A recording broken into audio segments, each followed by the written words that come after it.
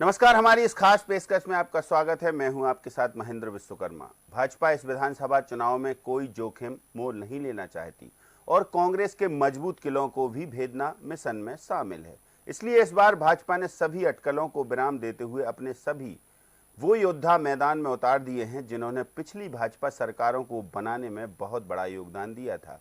ये वो चेहरे हैं जिनका विरोध भी कार्यकर्ता नहीं कर पाएंगे और संतुलन के साथ भाजपा कांग्रेस के दिग्गजों की घेराबंदी भी कर लेगी। इन दिग्गजों को विधानसभा चुनाव 2023 के मैदान में उतारने के पीछे भाजपा के शीर्ष नेताओं की बड़ी तगड़ी रणनीति ये है कि कांग्रेस के दिग्गजों को उनके घर में घेर दिया जाए, जिससे कांग्रेस के नेताओं पर मानसिक दबाव बनाया जा सके और कमलनाथ पर भी। बीजेपी के राष्ट्रीय महासचिव कैलाश विजयवर्गीय को इंदौर 1 से टिकट देने का सीधा आशय है कि वहां कांग्रेस की घेराबंदी की जाए और ऐसे ही तमाम सारे दिग्गजों पर आखिर भाजपा ने दांव लगाया। तो इसके पीछे की रणनीति क्या है, हमारे साथ कुछ एक्सपर्ट जुड़ेंगे, उनसे सीधे जानेंगे और अलग अलग क्षेत्रों से जुड़ेंगे। जहां जहां के दिग्गजों को मैदान में उतारा है वहां के एक्सपर्ट हमसे जुड़ेंगे, उनका परिचय आपसे कराएंगे। लेकिन पहले कैलाश विजयवर्गीय ने कुछ कहा, वो सुनवाते आपको। राजनीतिक जीवन में पहली बार विधानसभा का चुनाव लड़ने का फैसला पार्टी ने किया है, वो भी मेरी जन्मभूमि और कर्मभूमि नरसिंहपुर से, इसलिए और अधिक आभार। और तीसरी मेरे लिए खुशी की बात यह है कि छिंदवाड़ा की धरती पर यह समाचार मैंने सुना है। पहली सूची निकली थी तब भी छिंदवाड़ा था, दूसरी सूची में भी छिंदवाड़ा हूँ। मैं 2003 का समय याद कर रहा हूँ और मुझे लगा, सामान्यतः मैं ऐसी भाषा बोलता नहीं हूँ, लेकिन मैं आज पूरी जिम्मेदारी के साथ कह रहा हूँ, छिंदवाड़ा की इस विधानसभा के चुनाव में 2003 जैसी सफलता भारतीय जनता पार्टी अर्जित करेगी। पूरी तरह से कांग्रेस का सफाया होगा। ये भ्रष्टाचार, भ्रम और भय का किला बनाने वाले लोग इस चुनाव में नेस्त नाबूद हो जाएंगे। ये मैं अपने संकल्प को पार्टी का आदेश है, खाली ये बताया था कि आपको कुछ काम दिया जाएगा, तुम ना नहीं करोगे, तुमको करना है। पर 1 नंबर का जब टिकट डिक्लेयर हुआ तो मुझे भी आश्चर्य हुआ, पर हम तो पार्टी के सिपाही हैं, पार्टी जो आदेश देगी वो करेंगे। आप देखिए, तो 2/3 बहुमत की तरफ भारतीय जनता पार्टी बढ़ चुकी है, वो उससे आगे कितने सीटें बढ़ती है ये समय बताएगा।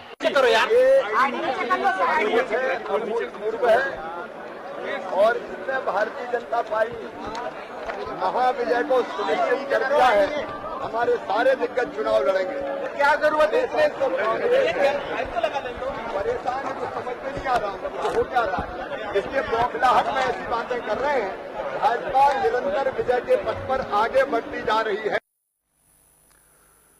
सीधे आपका परिचय कराते हैं हमारे मेहमानों से, उसके बाद उनसे चर्चा शुरू करेंगे। हमारे साथ वरिष्ठ पत्रकार टीएन मनीष जी ग्वालियर चंबल अंचल से जुड़ चुके हैं और महाकौशल से हमारे साथ चैतन्य भट्ट साहब जुड़े हुए हैं। स्टूडियो में मौजूद है हमारे पॉलिटिकल एडिटर रवि अवस्थी जी और वरिष्ठ पत्रकार राजेश जौहरी जी मालवा अंचल से।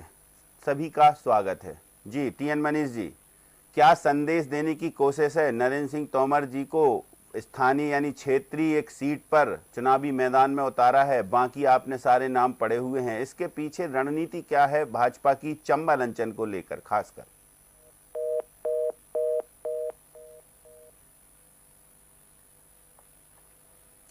जी टीएन मनीष जी, शायद टीएन मनीष जी से संपर्क नहीं हो पा रहा है।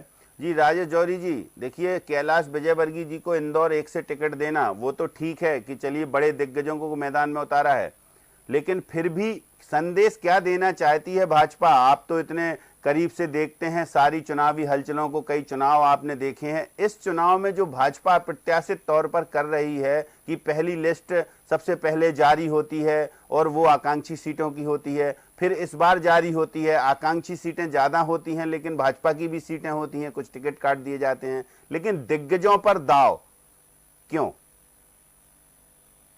देखिए महेंद्र जी, जी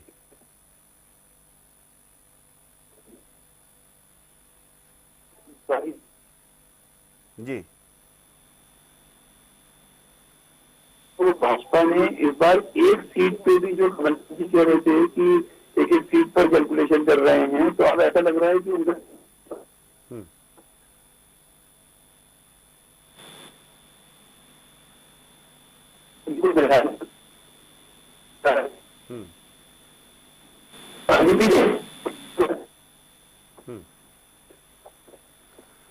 राज जौहरी साहब, कुछ आवाज में दिक्कत हो रही है, शायद कोई टेक्निकल प्रॉब्लम होगी।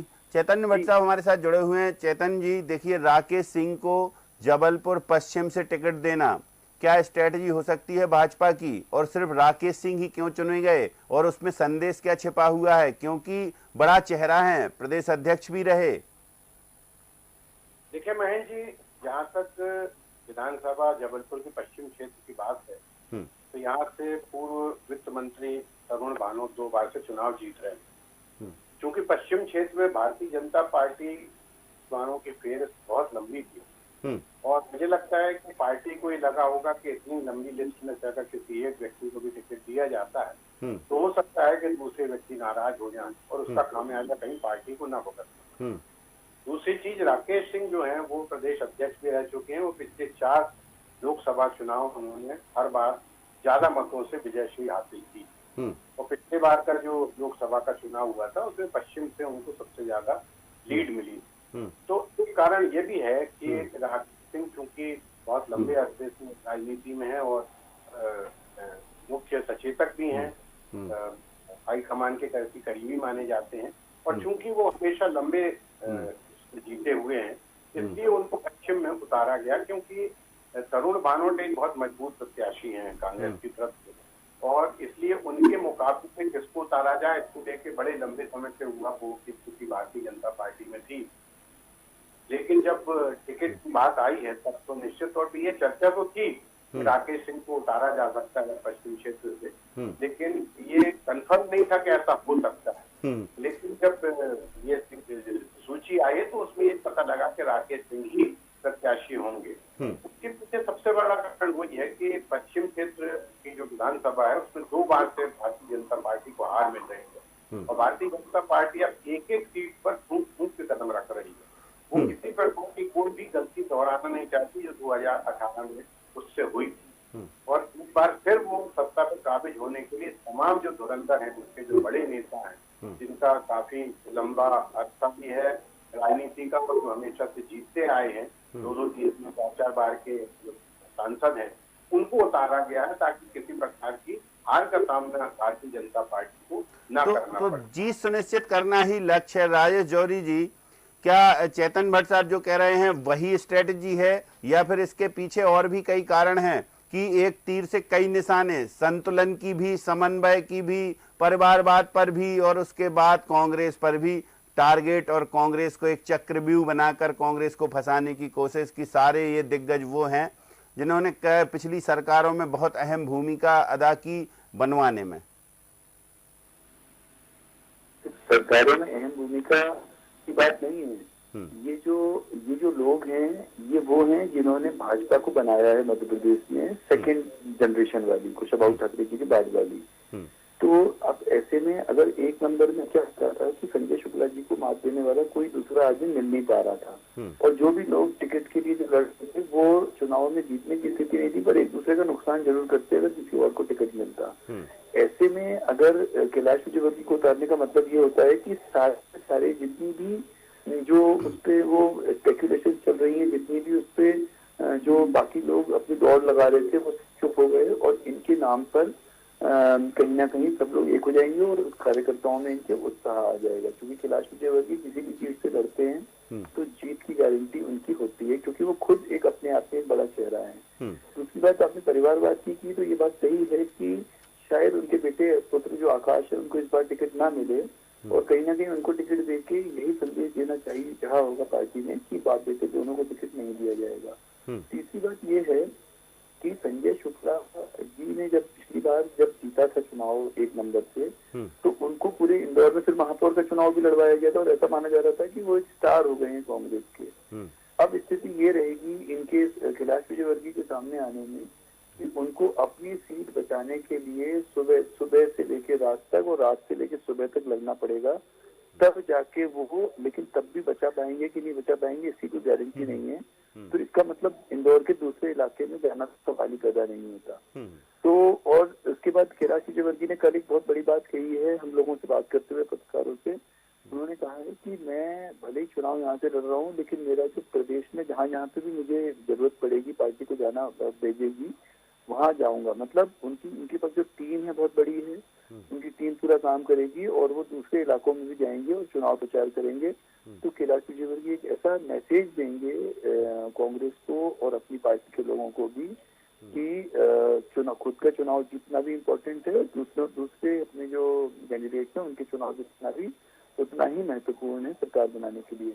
और 2/3 बहुमत की जो आपने बात सुनी है, भले ही अतिशयोक्ति लग रही हो आज, लेकिन फिर भी ऐसा लग रहा है कि अगर इसी तरीके से फूंक फूंक कर कदम रखेंगे तो शायद सरकार बचाने में कामयाब हो जाए भाजपा। बिल्कुल, सरकार बचाने में कामयाब। टीएन मनीष जी, ग्वालियर चंबल अंचल की बात करेंगे टीएन मनीष जी से, लेकिन राजेश जौहरी जी एक सवाल और आपसे पूछेंगे कि ठीक है, बड़े नेताओं को उनके ही अंचल में टिकट दे दिया गया है, तो वो अपनी सीट के अलावा उस अंचल की भी जिम्मेदारी या जवाबदेही तय करेंगे? बिल्कुल करेंगे। देखिए पूरे इंदौर शहर का, तो आज इंदौर शहर बहुत इम्पोर्टेंट शहर है, तो इंदौर शहर को देखेंगे वो। और इंदौर शहर के अलावा जो धार है, अपना खरगोन के इलाके हैं, खंडवा है और आपका अलीराजपुर है, झाबुआ है, इतनी सीटों पर, ऊपर से वहाँ मंदसौर और नीमच का इलाका जहाँ पे उन्होंने काफी काम किया है। हो सकता है छिंदवाड़ा पे उतना ध्यान ना दे पाए जैसा उन्होंने अभी बोला, लेकिन आसपास के जो इंदौर और उज्जैन संभाग के जो जितनी भी सीटें हैं उस पर पूरा ध्यान दे पाएंगे, क्योंकि वहां से 5 या 6 घंटे में अपने इंदौर पहुंचा जा सकता है इसमें से हर इलाके से। तो वो दोनों जगह अपनी सीट पर भी और दूसरों के लिए मदद करने वाला काम भी कर सकते हैं वहां से। ये भी एक रणनीति हो सकती है उनको यहाँ से टिकट देना। चलिए, रवि अवस्थी जी भी हमारे साथ जुड़े हुए हैं, आपको सुन रहे हैं सबको। रवि जी, सीधी एक लाइन और है कि जैसे जिम्मेदारियां तय करेंगे, राजेश जौहरी जी ने कहा कि और भी जिम्मेदारियां होंगी, उनकी सीट पर तो चुनाव लड़ना ही, लेकिन ये भारतीय जनता पार्टी के शीर्ष नेतृत्व का ये फैसला यहाँ भी ठीक है क्या? कि कहा जा रहा था या जो चर्चाएं थी कि सारे वर्चस्व अब में एक दूसरे से खींचतान कर रहे हैं, अब ये वर्चस्वों की लड़ाई में उलझ जाएगी भारतीय जनता पार्टी, तो सारे छत्रपों को उनके ही क्षेत्र में भेज दिया, तो क्षेत्र की जवाबदेही एक हो गई और उनकी सीट को बचाने की जवाबदेही दूसरी हो गई। हालांकि इतने बड़े नाम हैं, जैसा राजेश जौहरी जी कह रहे हैं कि उनके लिए जीत इतनी बड़ी मायने नहीं रखती क्योंकि उनके पास टीम बहुत होती है, लेकिन फिर भी एक जिम्मेदारी के साथ साथ एक सेपरेशन भी कर दिया कि आप अपने अपने क्षेत्रों में बताइए, दिखाइए आप में यदि है तो सरकार तो बनेगी ही फिर। हाँ बिल्कुल महेंद्र जी, देखिए हालांकि आपने सही कहा कि एक तो अगर क्षेत्र की दृष्टि से देखा जाए तो मालवा में एक बड़ा संदेश देने की कोशिश बीजेपी ने की है कैलाश विजयवर्गीय को उतारकर। जैसा अभी राजेश जी बता रहे थे कि उन्होंने जो बयान दिया वो यही कि अपनी सीट तो जीतेंगे ही, साथ में अन्य जगह भी जाएंगे। तो दूसरी तरफ आप देखिए कि नरेंद्र तोमर को दिबनी से उतार कर कहीं ना कहीं उस अंचल का जो समीकरण है उसको भी साधने की कोशिश की गई है। हालांकि अभी तीसरी सूची का इंतजार है, लेकिन मुझे लगता है कि एक बड़ा चेहरा कहीं ना कहीं मुरैना क्षेत्र में खास करके देखिए, मुरैना वो जिला है जहाँ 2018 में पूरी तरह बीजेपी साफ हो गई। तो स्वाभाविक तौर पर मुरैना न केवल चंबल अंचल बल्कि ग्वालियर में भी एक बड़ा संदेश इसके माध्यम से दिया गया। इसी तरह आप देखिए कि महाकौशल में 2 ओबीसी के बड़े नेता प्रहलाद पटेल और राकेश सिंह दोनों को उतारा गया। तीसरा आदिवासी चेहरे के तौर पर फग्गन सिंह कुलस्ते को मैदान में उतारा है। यानी आप महाकौशल जो ओबीसी के जो कि बहुतायत है वहाँ पर ओबीसी के बड़े नेताओं को लाकर ये समीकरण साधने की कोशिश की गई है। उस दूसरी तरफ अगर उस नर्मदा घाटी वाले अंचल में अगर आदिवासी चूँकि ज़्यादा है तो स्वाभाविक तौर पर फग्गन सिंह कुलस्ते को दायित्व देकर जो है वो एक कमी पूरी की गई। तो इस तरह से अगर देखा जाए, इसी तरह सीधी में देखिए आप ब्राह्मण चेहरा यानी रीति पाठक को लाकर जो विंद के बारे में कहा जाता है कि वह ब्राह्मण वर्सेस ठाकुरी हुआ करता है, तो आप देखिए ब्राह्मण चेहरा वहाँ पर एक दिया गया है। बुंदेलखंड में गणेश सिंह के तौर पर एक ओबीसी चेहरा दिया। तो अगर आप इस दृष्टि से देखें तो क्षेत्र के हिसाब से और जाति के हिसाब से एक तो समीकरण ये हो गया। दूसरा समीकरण ये है महेंद्र जी की देखिए कांग्रेस के पास एक बड़ा संकट है बड़े चेहरों का। कमलनाथ, दिग्विजय या 2-4 और नाम छोड़ दिए जाए तो अंचल के हिसाब से हम बात करेंगे, लेकिन यहाँ यदि भारतीय जनता पार्टी की बात करें तो क्या क्या स्ट्रेटजी बनाई है, क्योंकि सारे बड़े नेताओं को समेट दिया है, जैसे आरोप लगा रहे हैं, नेता लगा रहे हैं या कई कयास लग रहे हैं वही बात कहना चाह रहा था। कांग्रेस का मेरा अर्थ है कि देखिए, चूंकि मुख्य प्रतिद्वंदी दल वही है और निश्चित तौर पर उसकी जो रणनीति है उसको फैल करना भी एक चुनावी दांव होता है। और आप देखिए कि अगर राकेश सिंह और प्रहलाद पटेल को महाकौशल में लाया गया है तो कांग्रेस के पास में बड़ा चेहरा कौन है जो इनका मुकाबला कर सके। अगर तरुण भनोत जो एक मजबूत दावेदार समझे जा रहे हैं, आप देखिए उनके अगेंस्ट में राकेश सिंह को खड़ा करके कहीं ना कहीं उस मुकाबले को चुनौतीपूर्ण कर दिया गया कांग्रेस के लिए। तो इसी तरह की स्थिति आपने देखिए फग्गन सिंह कुलस्ते के अगेंस्ट में कांग्रेस से अनुसूचित जनजाति वर्ग का कौन चेहरा है। ओम प्रकाश जो मरकाम है एक चेहरा है, वो उतना मुझे नहीं लगता है कि फग्गन सिंह कुलस्ते के बराबर उनका कद है। डिंडोरी में अभी उनकी दावेदारी होगी, यदि कांग्रेस उन्हें टिकट देती है तो उनके लिए भी भारतीय जनता पार्टी ने पंकज के काम को उतार दिया है। लेकिन यहाँ जी बिल्कुल दिख रहे हैं चेतन भट्ट साहब, जैसे रवि अवस्थी जी ने कहा है कि समेटने के साथ साथ एक वृहद दायित्व भी दिया गया है यहाँ पर। और दूसरी स्ट्रेटजी की यदि हम बात करें तो महाकौशल में जातीय संतुलन बिठाने की भी कोशिश हुई है, जैसा रवि जी कह रहे हैं, या बाकी बड़े चेहरों को, जैसे एक कह रहे हैं कांग्रेस के लोग को तोप को तमंचा बनाकर रख दिया है और चूंकि हार का सामना करना पड़ रहा है या हार मान ली है भारतीय जनता पार्टी ने, तो ये उनकी जो आरोप हैं वो ठीक है, अपनी जगह है। लेकिन कांग्रेस के साथ साथ भारतीय जनता पार्टी ने कांग्रेस की घेराबंदी करने के लिए बहुत मजबूत दावेदार उतार दिए मैदान में, ये बात तो मानेंगे? नहीं बहन जी, ये तो बिल्कुल सही बात है। जैसा अभी रवि भाई ने भी कहा तो कुछ इलाकों में जो नेता उतारे गए हैं भारतीय जनता पार्टी की तरफ से, उसके मुकाबले में कांग्रेस के पास ऐसा कोई बड़ा चेहरा नहीं।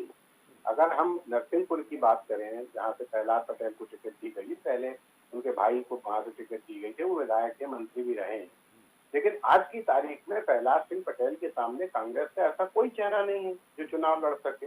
निसंदेह वो इस तरह से अजय की स्थिति में रहेंगे। राकेश सिंह का जहां तक मामला है, मुझे लगता है कि दोनों नेता बड़े हैं और चूंकि वो वित्त मंत्री भी रह चुके हैं, भानोट, और लंबे अरसे से सक्रिय हैं, पिछले 10 सालों से उसी इलाके में सक्रिय हैं। ये बात ठीक है कि सांसद रहे हैं राकेश सिंह, लेकिन राकेश सिंह का अधिकतर समय जो है वो दिल्ली में कटता था, जबलपुर उनका आना जाना कम होता था।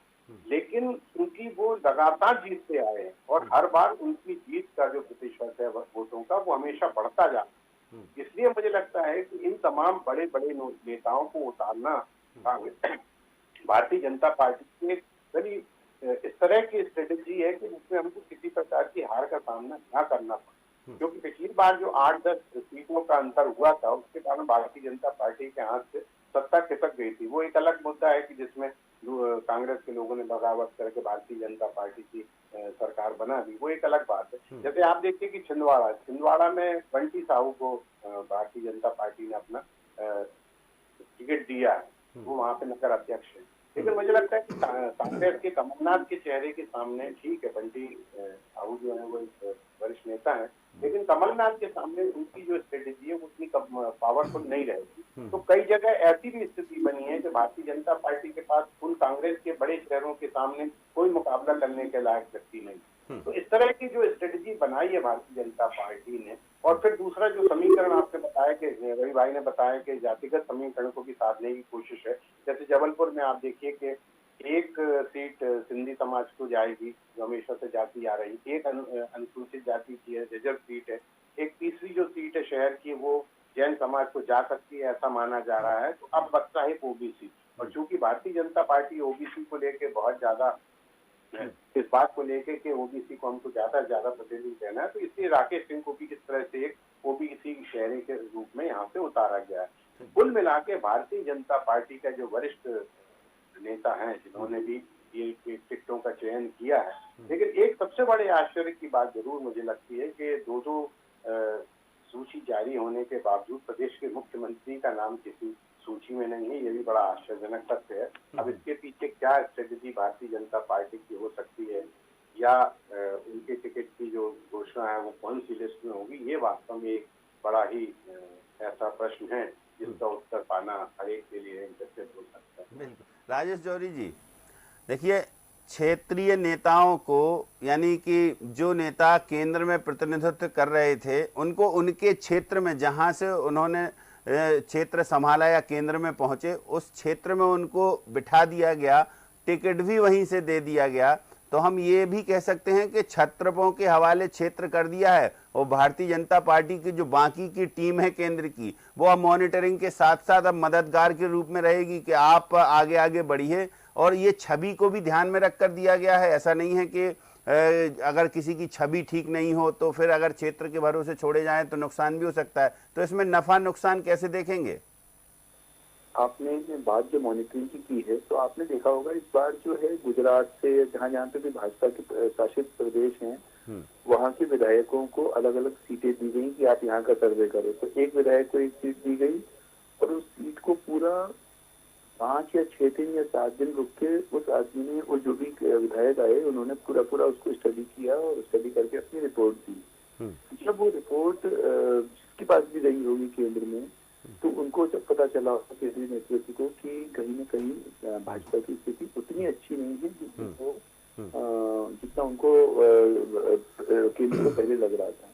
तो इसलिए मॉनिटरिंग, इसलिए फिर इस तरह का डिसीजन लिया गया, इस तरह का फैसला किया गया कि इतने बड़े बड़े जो हम नेता हैं इनको उतारा जाए। और देखिए, जब इंटरनेशनल मैच खेलता है कोई एक प्लेयर, वो रणजी ट्रॉफी भी खेलता है, इसमें क्या गलत है बताइए ना? रणजी ट्रॉफी में भी गेम तो वही है ना, गेम तो वोटर्स को तो वहाँ भी समझाना है, वहाँ भी वोटर्स को अपनी तरफ करना है और यहाँ भी अपनी तरफ करना है। और अगर आप समझो अपना राज्य नहीं बचा पाए तो फिर राज्यसभा का संतुलन गड़बड़ होगा। इसलिए इस बार भाजपा किसी भी तरह की कोई रिस्क लेने को तैयार नहीं है।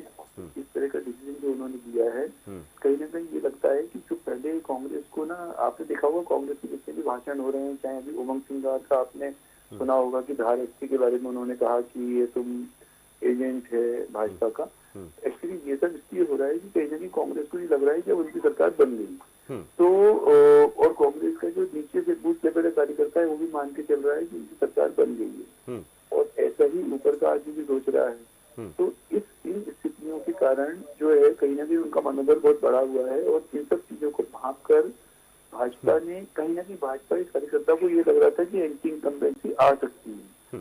तो उस एंटी इनकम्बेंसी फैक्टर जो है उसको रोकने के लिए जो दूसरी सूची है, अब तीसरी सूची में भले ही जूनियर कैंडिडेट आ जाएंगे, चल जाएगा, लेकिन जो दूसरी सूची और पहली और दूसरी सूची में जो लोग गए हैं, इनने कहीं ना कहीं माहौल भाजपा के पक्ष में एक ग्राउंड लेवल पे बना दिया है। और ये समझ में आ गया है कि भाजपा इस चुनाव को उतने हल्के में नहीं ले रही है जैसे 2018 में लिया था। बिल्कुल। एक बात और अभी पूर्व वक्ता ने कही कि मुख्यमंत्री शिवराज सिंह चौहान का नाम अभी तक कहीं नहीं है। देखिए, पार्टी की ये भी हो सकती है कि तीसरी सूची में भी कोई बड़ा नाम रहे, चौथी सूची में भी कोई बड़ा नाम रहे। तो जितनी भी हर सूची में एक नाम ऐसा होना चाहिए, 1-2 नाम जो कि हाँ वाकई एक बड़ा, जिसके कारण मनोबल बढ़ता है। तो शायद तीसरी या चौथी सूची में जब भी उनका नाम आएगा, और ना भी आएगा तो चुनाव उनके नेतृत्व में लड़ रहे हैं, इसमें कोई शक ही नहीं है किसी को कि शिवराज सिंह चौहान के नेतृत्व में इस चुनाव को लड़ा जा रहा है। तो ऐसी स्थिति में ये भारतीय जनता पार्टी बिल्कुल साफ कर चुकी है कि सामूहिक नेतृत्व से ही चुनाव लड़ा जाएगा। जी बिल्कुल सही कह रहे हैं आप। जी चलिए रवि अवस्थी जी, चुनौतियां कांग्रेस के लिए ज्यादा हैं इस दो लिस्ट आने के बाद, या फिर कांग्रेस के लिए आसान है कि कांग्रेस को एक निशाना साधने का मौका मिल गया कि सारे वरिष्ठों को क्यों टिकट दिया, इनके पास उम्मीदवार ही नहीं जुट रहे हैं? कमलनाथ कह ही चुके हैं, बाकी आप देख ही रहे हैं स्टेटमेंट सबके। देखिए महेंद्र जी, मैं सबसे पहले तो हमारे जो 2 साथी वक्ताओं ने जो बात कही है, तो शिवराज सिंह चौहान का नाम मुझे लगता है इसलिए नहीं है इस सूची में क्योंकि भाजपा ने जो सूची जारी की है वो 103 आकांक्षी सीटों की है में से है। हालांकि दूसरी सूची में 3 विधायकों के टिकट काटे गए हैं, 36 नाम जो है वो ऐसे हैं जहाँ पे बीजेपी नहीं है। तो इसीलिए चूंकि बुधनी से निर्वाचित हैं शिवराज सिंह चौहान और वो सीट बीजेपी के पास है, इसलिए वो सूची में अभी नाम नहीं है। दूसरी बात जो आपने सवाल करा कि निश्चित तौर पर देखिए, जो बड़े चेहरे उतारने के पीछे जो स्ट्रेटजी है, एक तो यही है कि देखिए इनमें से कई सांसद ऐसे हैं जो 4 बार के सांसद हैं, कोई 3 बार का है, कोई 2 बार का है।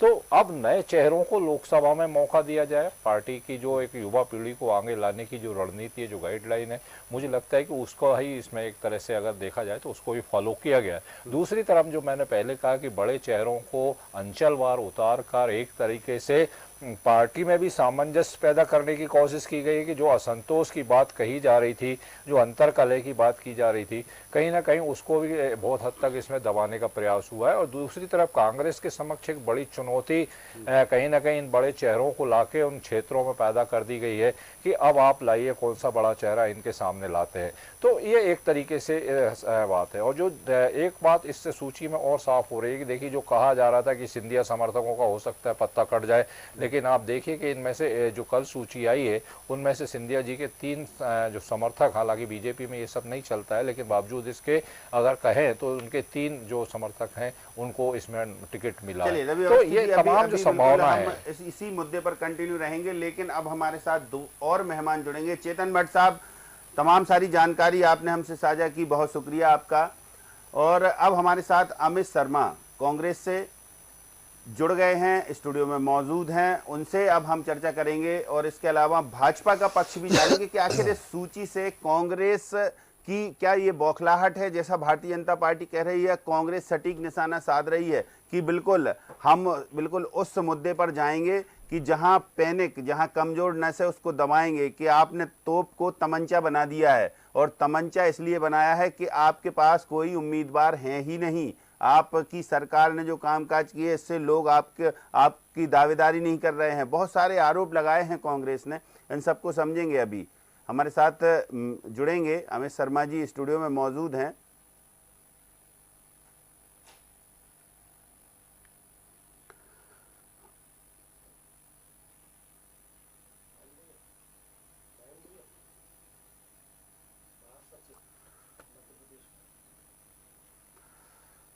तो चलिए सीधे अमित शर्मा जी के पास चलते हैं। मध्य प्रदेश कांग्रेस के महासचिव हैं अमित शर्मा जी, उनसे समझेंगे। अमित जी, क्या लगता है कि जिस तरीके से भारतीय जनता पार्टी की 2 सूचियां आ गई हैं, दूसरी सूची में बड़े चौंकाने वाले नाम, केंद्रीय मंत्रियों के नाम, सांसदों के नाम और कार्ड भी दिए कुछ नाम, तो ऐसे में कांग्रेस के लिए ये अवसर है या कांग्रेस की चुनौतियां बढ़ा दी हैं भाजपा ने? देखिए महेंद्र जी, मैं आपको स्पष्ट कर दूं कि जिस तरीके से जो भारतीय जनता पार्टी का दृश्य अमित शाह जी के आने के बाद लगातार मोदी जी के भाषणों को करने का, या अमित शाह जी के इनके केंद्रीय नेतृत्व के वक्तव्य से, ये कोई नई या चौंकाने वाली बात नहीं है कि उनके शीर्ष नेतृत्व आ गए। इस शीर्ष नेतृत्व से 2 बातें स्पष्ट हो गई कि पहली बात तो ये कौन होगा दूल्हा और कौन होगा, जो दूल्हा 18 में चिल्लाते थे कि दूल्हा कांग्रेस से पूछते थे, आज एक अलग अलग संभागों में अलग अलग पगड़ी लिए घूमेंगे। नरेंद्र सिंह तोमर एक अलग दूल्हा हो गए और प्रहलाद पटेल महाकौशल में एक अलग दूल्हा हैं, कैलाश विजयवर्गीय जी मालवा इंदौर के अंचल में एक अलग दूल्हा हो गए।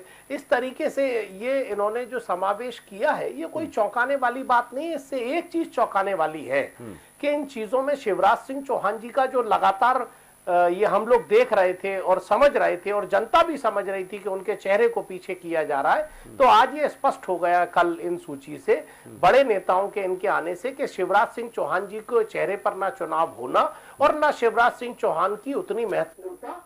मामा जो चिल्ला रहा था कि मामा जो कहेगा वो होगा, या मामा की चीजों के हिसाब से होगा, मेरी बात सुनो, तो ये बात नकार दी भारतीय जनता पार्टी की ने कि शिवराज की नहीं चल रही, शिवराज के चेहरे को पीछे की तरफ धकेल दिया। क्योंकि 18 वर्षों में जिस तरीके से भारतीय जनता पार्टी का कार्यकाल रहा, उससे कहीं ना कहीं जो विधायकों के प्रति एंटी इनकम्बेंसी, मध्य प्रदेश की सरकार के प्रति एंटी इनकम्बेंसी कि जो इनके केंद्रीय नेतृत्व में भापा है, इस बात से स्पष्ट था कि ये कोई चौंकाने वाली बात नहीं है। अब रही बात इनके आने से, तो विधानसभा होने के 6 महीने बाद लोकसभा चुनाव है, इनको तो आना ही था। क्योंकि इनके यहाँ जो जिस तरीके से सामाजिक गुटबाजी और जिस तरीके से पार्टी में गुटबाजी सिंधिया जी के जाने के बाद, चाहे चंबल संभाग में चल रही हो, चाहे महाकौशल में चल रही हो, आस्ताई के बीच और कैलाश विजयवर्गीय के पुरानी है, उमा भारती के बीच और शिवराज सिंह चौहान जी की चल रही हो, कहीं मुख्यमंत्री बनने की दौड़ बीडी शर्मा और शिवराज सिंह चौहान की चल रही है,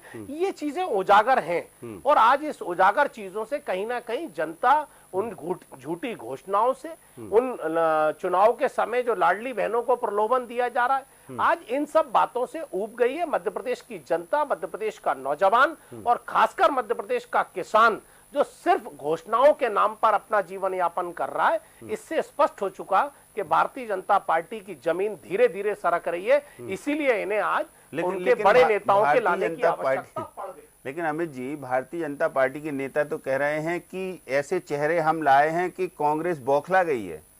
देखिए महेंद्र जी, मैं आपको स्पष्ट कर दूं, चलिए हम एक चेहरे की बात करें। मालवा के कैलाश विजयवर्गीय जी, उनको शिवराज से दूर रखा, शिवराज जी ने ही बाहर भेजा था, फिर उन्हें पश्चिम बंगाल भेज दिया, वहां चुनाव हरा के आ गए, फिर वो मध्य प्रदेश आए, एडजस्ट होने की कोशिश कर रहे हैं। कैलाश विजयवर्गीय जी इंदौर 1 से संजय शुक्ला के खिलाफ लड़ने जा रहे हैं और आज संजय शुक्ला उन्हें ऐसा बांध देंगे कि वो विधानसभा में भी, मालवा क्षेत्र तो छोड़ दीजिए, प्रदेश तो छोड़ दीजिए, वो अपनी विधानसभा में भी बड़ी मुश्किल से घूमने की कोशिश होगी। आप देखिएगा इस तरह की तैयारी, ये जनता घेरने का काम करेगी। इसमें कांग्रेस को तो ये अपेक्षा थी कि इस तरह की इनके नेताओं के टिकट कटेंगे, ये लोग दूसरे के दलों से ढूंढेंगे, जैसे मैहर में दूसरे दल से टिकट अभी गए थे, उनको टिकट दे दिया। ये और भी सीटों पर विचार कर रहा है कौन आ जाए, बस जीत इनको चाहिए, सत्ता इनको चाहिए। ये आपने बड़ी बात घबराहट कही है कि जीत इनको चाहिए, तो जीत, वो कहते हैं ना कि हमें जीतना हमारा लक्ष्य है, तो आप मानते हैं कि इन टिकटों से उनको जीत मिल जाएगी? महेंद्र भैया,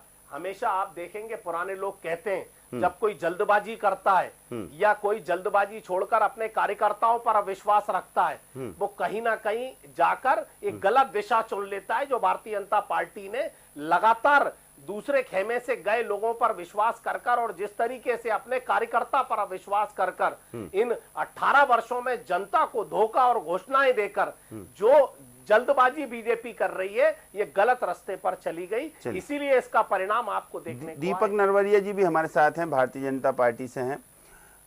दीपक जी, क्या लगता है कि अमित जी ने तो देखिए बिल्कुल कसावट जमावट सब बता दी है। उन्होंने कहा है कि आप लोगों में डर है इसलिए ये कर रहे हैं, क्योंकि उम्मीदवार तो मिल नहीं रहे हैं, बाकी बड़े नेताओं को आप एक दूसरे में खींचतान हो रही थी, इसलिए उन्हें अलग अलग शिफ्ट किया गया है। देखिए, उम्मीदवारी की बात करें तो हमने अभी तक 78 सीटों पर अपने उम्मीदवार घोषित कर दिए और कांग्रेस तो 230 में से एक भी सीट पर अपना उम्मीदवार घोषित नहीं कर पाई है। ये कितनी बड़ी बात है कि कहीं ना कहीं उनके मन में, उनके उसमें ये डर बना हुआ है कि हम किसको उम्मीदवार बनाए, क्योंकि उनके पास उम्मीदवार है ही नहीं। आप देखिएगा, हमारे पास उम्मीदवारों की कोई कमी नहीं। आज देखिए मध्य प्रदेश में चाहे प्रहलाद पटेल जी की बात कर लें, ओबीसी वर्ग से आते हैं, चाहे नरेंद्र सिंह तोमर जी की बात कर लें, हमने अपने सांसद, अपने जो केंद्रीय मंत्री मंडल है, उनको भी मैदान में उतार दिया है। अब देखने वाली बात यह होगी कि इनके जो बड़े नेता हैं, जो अपने आप को एक बड़ा नेता मानते हैं, क्या वो मैदान में उतरेंगे?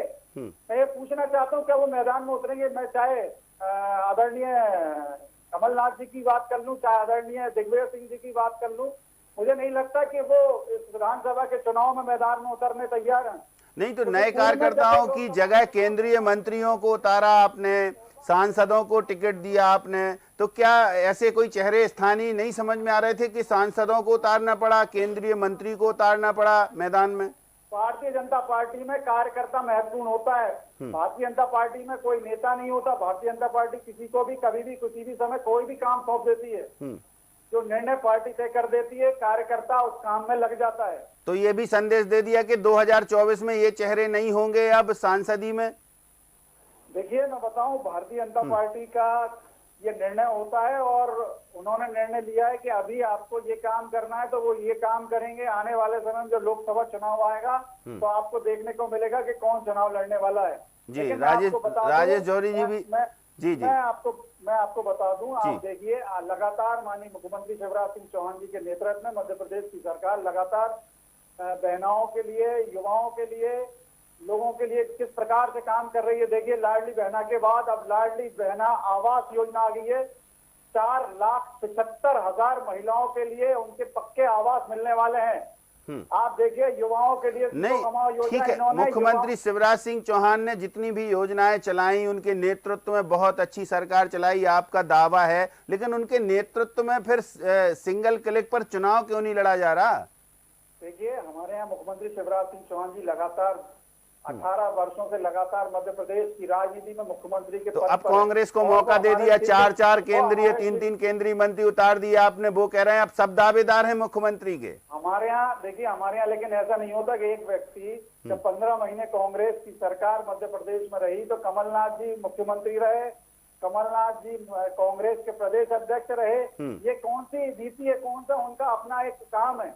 आप देखिए, उनसे नाराज होकर ही तो सिंधिया जी गए थे, क्योंकि उन्होंने उनके मान सम्मान और उनके जो वादे उन्होंने जनता के बीच किए थे उनको ना पूरा करके उनको कहा सड़कों पर उतर जाइए।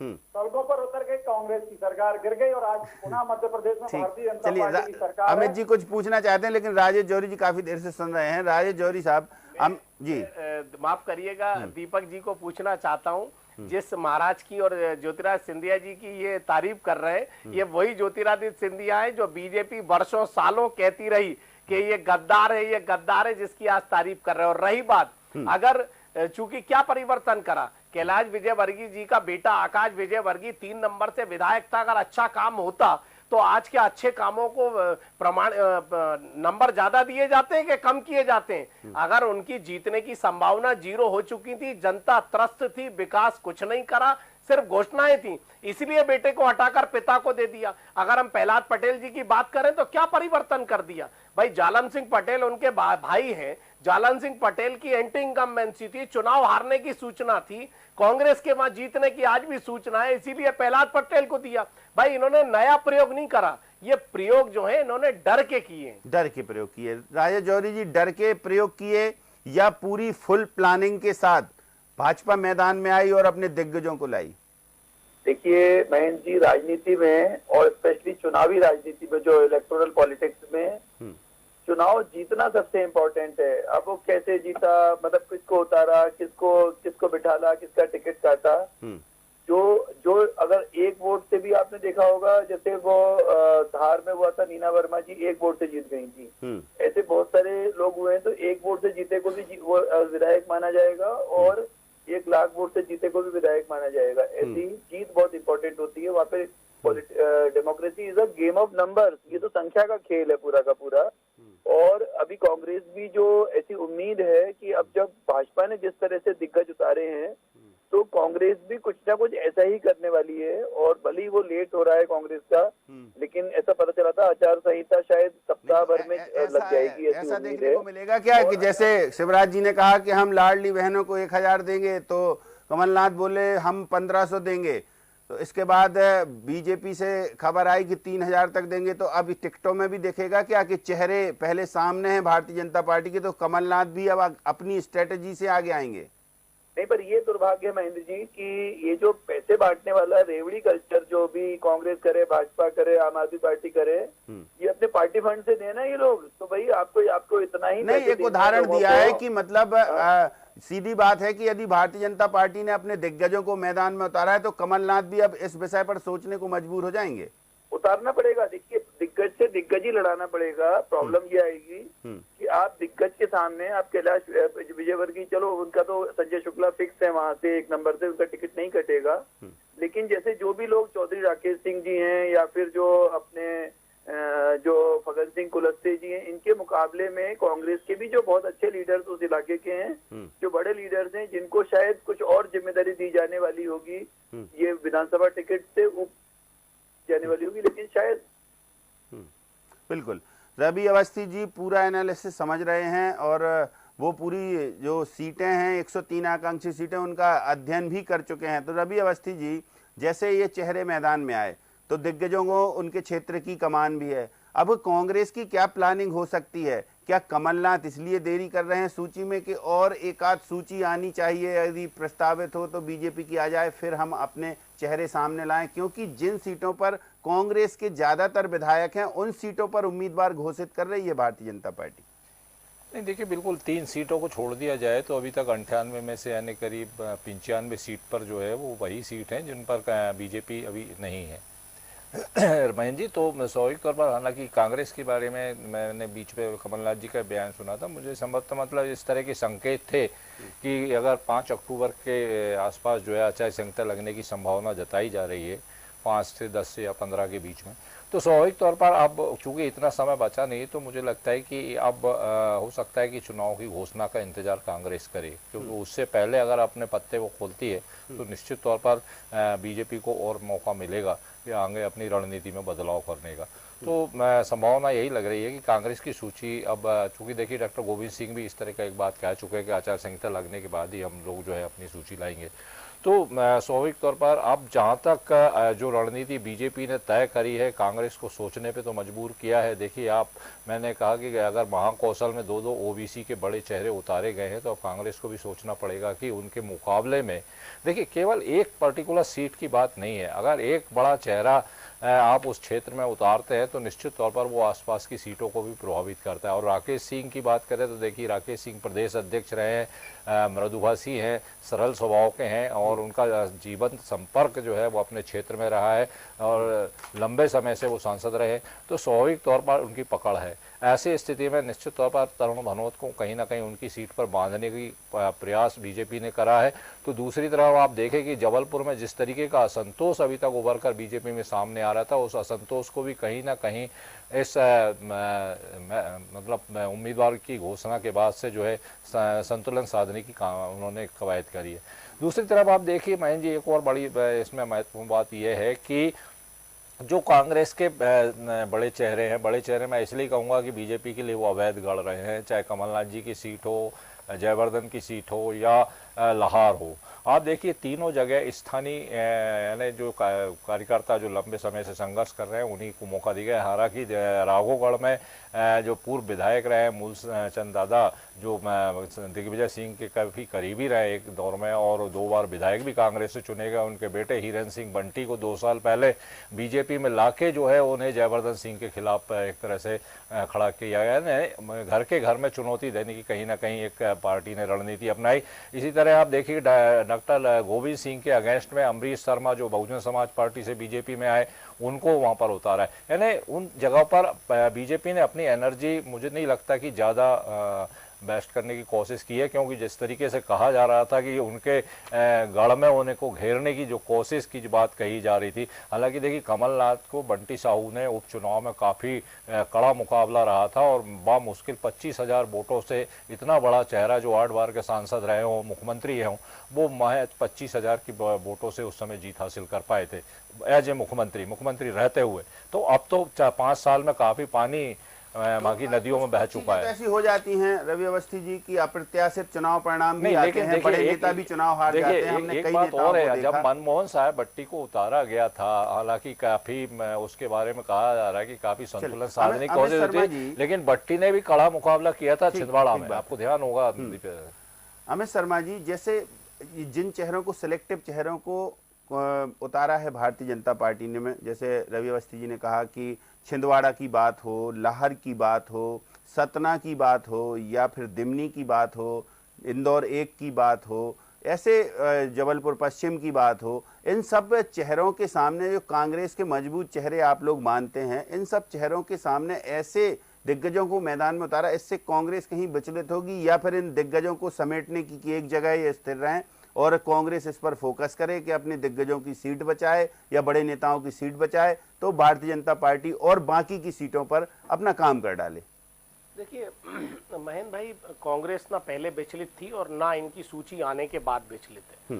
कांग्रेस अपनी संगठन क्षमता से लगातार अपने कार्य लगातार जनता के बीच कर रही है। देखिए विचलितता तो बड़ी गंभीरता से आप सोचिए कि भारतीय जनता पार्टी का वहां जो पूर्व विधायक हैं या वर्तमान विधायकों की टिकट कटी है या लोकल उनका जो राजनीतिक जातिगत समीकरण है, उस आधार पर उनकी विचलितता थी कि उनको इनके शायद शीर्ष नेतृत्व को दिखाई दे रहा था कि किसी भी तरह का कोई ऐसा कार्यकर्ता कांग्रेस के सामने नहीं है। चाहे जबलपुर की हम तरुण भानोट की बात करें, चाहे इंदौर में हम संजय शुक्ला की बात करें या हम और भी किसी की बात करें, तो लगातार जो इनके यहाँ शीर्ष नेतृत्व ने सोचा होगा, तो मैं समझता हूँ चूंकि जनता को वोट डालना है।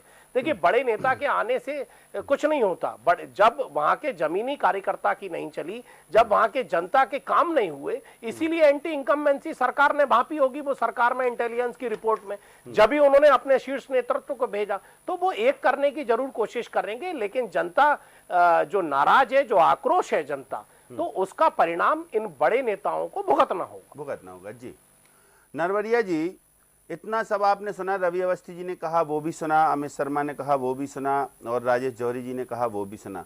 तो लगता नहीं है कि एक लाइन में हम आपसे पूछना चाहेंगे, इन बड़े चेहरों के टिकट देने के पीछे भारतीय जनता पार्टी का क्या संदेश छुपा हुआ है? संदेश ये कि हम उम्र का क्राइटेरिया नहीं तय करेंगे, संदेश ये कि कुछ भी हो परिवारवाद से भी कोई लेना देना नहीं है, संदेश ये उम्र की कैटेगरी तो ठीक ही है, बड़ा नेता हो छोटा नेता हो, आप बोल चुके सब कार्यकर्ता होते हैं, लेकिन फिर भी कुछ ना कुछ स्ट्रेटजी तो होगी, क्योंकि 2003 के बाद से ऐसे आपकी सरकारें रही हैं, 3 बार 4 बार मुख्यमंत्री रहे हैं शिवराज सिंह चौहान, तब तो ऐसे चुनाव में, पिछले चुनाव में तो ऐसा नहीं देखा कि किसी बहुत बड़े नेता को उतार कर आपने विधानसभा चुनाव लड़वा दिया हो। इस बार कुछ अलग परिस्थितियां समझ में आ रही क्या? भारतीय जनता पार्टी और कांग्रेस पार्टी में सिर्फ एक अंतर है, भारतीय जनता पार्टी प्रजातंत्र में भरोसा रखती है और वहीं कांग्रेस पार्टी जो है परिवार तंत्र में भरोसा रखती है। वह एक परिवार के पीछे चलकर काम करने वाली पार्टी है। वहीं भारतीय जनता पार्टी जनता के हित में, जनता के लिए हमेशा उनके सुख दुख में खड़ी होने वाली पार्टी है। आप बात करूं बड़े नेताओं की, आप देखिएगा प्रहलाद पटेल जी को टिकट मिला तो उनके भाई जालम सिंह पटेल जी को टिकट नहीं मिला, उनके स्थान पर जैसा कि बताया कि प्रहलाद पटेल जी को मैदान में उतारा है। वहीं आकाश विजयवर्गीय जी के स्थान पर कैलाश विजयवर्गीय जी को उतारा है। कोई एंटी इनकम बैंक की नहीं है। अभी कहाँ आकाश विजयवर्गीय के स्थान पर उतार दिया? इंदौर 1 से टिकट दिया, आकाश विजयवर्गीय तो दूसरी सीट से विधायक है। मतलब मान लिया आपने कि आकाश विजयवर्गीय का टिकट काट दिया। मेरी बात पूरी हो जाए, मैं ये बताना चाहता हूँ, एक परिवार से, मेरा कहना ये है कि एक परिवार से एक ही व्यक्ति को टिकट मिला है। ऐसा नहीं है कि सोनिया गांधी भी चुनाव लड़ेंगी, राहुल गांधी भी का चुनाव लड़ेंगे, प्रियंका गांधी भी चुनाव लड़ेंगे, या कमलनाथ जी भी चुनाव लड़ेंगे, नकुल नाथ जी भी चुनाव लड़ेंगे, और मुझे लगता है उनकी बहू भी चुनाव लड़ेंगी। कांग्रेस के कार्यकर्ताओं को तो टिकट ही नहीं मिलता है। भाई परिवारवाद में पूरी तरह से कांग्रेस जो है फंस चुकी है। वहां कांग्रेस के कार्यकर्ताओं का एक ही तो दुखड़ा है भाई, उनको उनके कार्यकर्ताओं को टिकट ही नहीं मिलता। आप देखिए उनके जो जन आक्रोश यात्रा वो निकाल रहे हैं, लगातार उनके कार्यकर्ताओं के बीच लगातार जो विवाद और जो घटनाएं क्रम हम सुन रहे हैं, ये उसी का तो परिणाम है। क्योंकि पिछले कई वर्षों से लगातार वो इंतजार कर रहे हैं कि आने वाले समय में उनके काम को देखकर उनको टिकट मिलेगा, लेकिन कार्यकर्ता तो ठीक है, उनके बड़े नेताओं की कोई तवज्जो नहीं मिलती है। आप ऐसा तो नहीं है दीपक जी, ऐसा तो नहीं है कि सारे चेहरे अभी कहा जाता था, कयास लगाए जाते थे, कांग्रेस आरोप भी लगाती थी कि शिवराज इस बार मुख्यमंत्री का चेहरा नहीं है, तो बाकी के सारे नेताओं को केंद्र में जो प्रतिनिधित्व करते हैं सबको मौका दिया गया, जन आशीर्वाद यात्राओं में सबको मौका दिया, तो अब टिकट देकर सबको चेहरा बना दिया कि अब आप बिल्कुल अपनी जी जान से जुट जाइए, जो मेहनत हो अपने अपने क्षेत्र में कीजिए, अपने समर्थकों के लिए मेहनत कीजिए, और फिर जब जीत जाएंगे तब तय होगा कि कौन होगा CM face. Bharatiya Janata party एक संगठन के रूप में, एक परिवार के रूप में काम करने वाली पार्टी है। इसमें चाहे शिवराज जी की बात करें, चाहे नरेंद्र सिंह तोमर जी की बात करें, प्रहलाद पटेल जी की बात करें, सब एक परिवार के रूप में काम करते हैं, कार्यकर्ता के रूप में काम करते हैं। सब मिलजुल कर आप देखिए जन आशीर्वाद यात्रा में जगह जगह बड़ी बड़ी सभाओं में, बड़ी बड़ी यात्राओं में आदरणीय शिवराज जी सभाओं को लेने का यात्रा में सम्मिलित हुए। आप देखेंगे आने वाले समय में चुनावों में आप देखेंगे शिवराज जी की महत्वपूर्ण। अच्छा, 2003, 2008, 2013, 2018 के बाद ये परिस्थितियां कुछ बदली हुई समझ में आती हैं क्या भारतीय जनता पार्टी के लिए? अब डू डाई का मैच है क्या कि इस बार सरकार बनानी ही है एनी हाउ? समय के साथ बदलाव होता है, और बदलाव में ये है कि अभी सब मिलकर चुनाव लड़ रहे हैं, और विधायक दल का नेता किसको चुना जाना ये भविष्य के गर्त में होगा, लेकिन सभी दिग्गज मैदान में है तो सभी के चेहरों पर मुस्कान। बिल्कुल, भारतीय जनता पार्टी अब की बार 150 पार के नारे के साथ आगे बढ़ रही है, और 51% तो भारतीय जनता पार्टी अपना परचम फहरा रही है। आपने तो कह दिया आपकी बार 150 पार, सीटें तो 230 हैं, तो अमित जी से पूछे लेते हैं आपकी बार कितना? देखिए महेंद्र भाई, दीपक जी और इनके शीर्ष नेतृत्व तो हर बार आपकी बार 200 पार कहते थे, तो 280 सीटें तो इन्होंने स्वीकार कर ली कि हम हार रहे हैं, तो आपकी बार 150 पे आ गए, तो इन्हें स्पष्ट है कि इस बार क्या होने वाला है। रही बात, अब मैं आपको बता दूं कि ये अभी परिवारवाद कह रहे थे, तो मैं परिवारवाद के छोटे से उदाहरण दे दूं, ज्यादा समय खराब नहीं करूंगा। सुंदरलाल पटवा जी के भतीजे कौन है? कैलाश विजयवर्गीय जी का बेटा कौन है? अटल बिहारी वाजपेयी जी के भांजे कौन है? आपके केंद्रीय गृह मंत्री के बेटे कौन है, येदियुरप्पा के बेटे कौन है, यशवंत सिन्हा के बेटे कौन है, रमन सिंह का बेटा कौन है, विजय राजे सिंधिया का बेटा कौन है, और गोपीदा मुंडे की बेटी कौन है, और ठाकुर साहब किसके बेटे हैं। ये तो लंबी लिस्ट है, ये तो मानते हैं। सारी चीजें तो परिवारवाद का क्या जवाब है, ये दीपक भाई समझ गए होंगे कि ये सारे इनके परिवार के रिश्तेदार हैं कि बेटे हैं। अच्छा, तो ये चुनाव अलग कितना कभी है? नहीं बोलेंगे महेंद्र भाई। अब दूसरी बात कि इन्होंने कहा कि संगठन चुनाव लड़ता है, तो संगठन के चुनाव में ये बार बार मैं इस बात को आप कह रहा हूं कि ये कहते थे 2018 में दूल्हा कौन है। भाई मैं आज इनसे पूछता हूं कि पगड़ी सिंधिया जी कौन से रंग की पहनेंगे, आज पगड़ी क्या कहते हैं नरेंद्र सिंह तोमर कौन सी पहनेंगे, प्रहलाद पटेल कौन सी पगड़ी पहनेंगे। आज इनकी हालत खराब हो चुकी है। और रही बात कि ये जो 18 वर्षों के शासन में अंतिम समय, आज ये लगातार घोषणाओं को बना रहे हैं कि लाडली बहनों को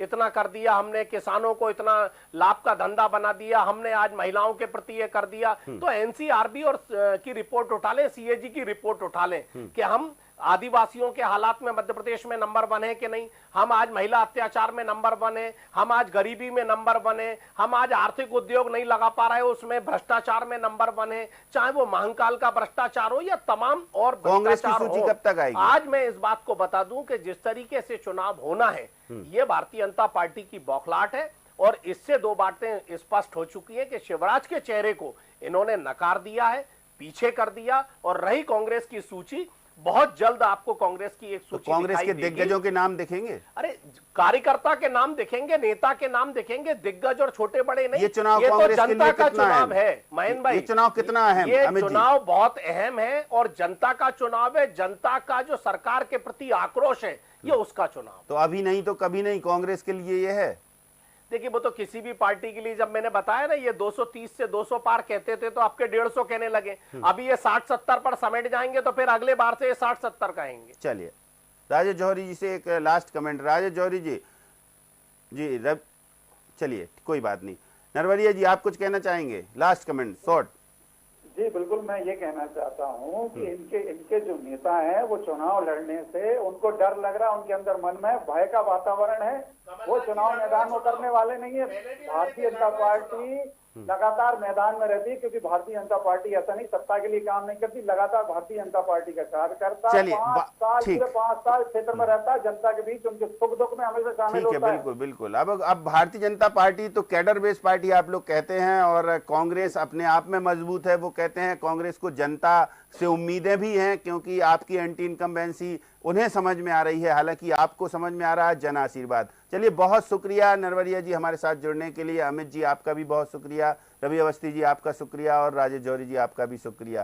तो भारतीय जनता पार्टी ने अपने दिग्गजों पर दांव लगाकर बहुत सारे संदेश देने की कोशिश की है, लेकिन इसके साथ ही कांग्रेस को उलझाने की भी भरपूर कोशिश इसमें दिखाई दे रही है। हालांकि कांग्रेस इस बात को नजरअंदाज कर रही है। कांग्रेस कह रही है कि इन दिग्गजों के चेहरों को मैदान में उतारने के पीछे भारतीय जनता पार्टी की कोई खास रणनीति नहीं है, लेकिन उनका डर जरूर दिखाई दे रहा है क्योंकि उनके पास चेहरे नहीं हैं।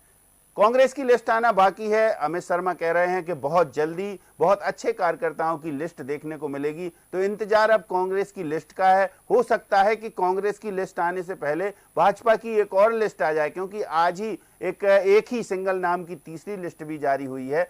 तो ऐसे में भारतीय जनता पार्टी तय कर रही है अपने उम्मीदवार, लेकिन अब उन चेहरों की भी अभी दरकार बाकी है कि अभी 21-22 सीटें ऐसी बची हुई हैं जहां कांग्रेस के विधायक हैं, लेकिन भारतीय जनता पार्टी में वहां टिकटों को लेकर क्या चिंतन मंथन हो रहा वो भी देखना बाकी है, और फिर भारतीय जनता पार्टी के जहां विधायक हैं वो लिस्ट भी देखना बाकी है। तो आचार संहिता लगने से पहले हो सकता हो भारतीय जनता पार्टी ज्यादातर सीटों पर चेहरे घोषित करे, लेकिन कांग्रेस की सीटों का या कांग्रेस की टिकटों का इंतजार है।